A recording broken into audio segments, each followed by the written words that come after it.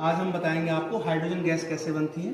ये हम zinc metal ले लेंगे और जिंक मेटल को हमने टेस्ट ट्यूब में डाला और इसमें हम मिलाएंगे धीरे धीरे hydrogen chloride HCl, hydrochloric acid. इसमें जैसे हम धीरे धीरे मिलाते हैं तो जिंक इसके साथ रिएक्शन करना शुरू कर देता है और हाइड्रोजन गैस पॉप साउंड के साथ आपको निकलती हुई दिखाई देगी, जिसका कि हम एक्सपेरिमेंट कर सकते हैं। हाइड्रोजन गैस पॉप साउंड के साथ निकली।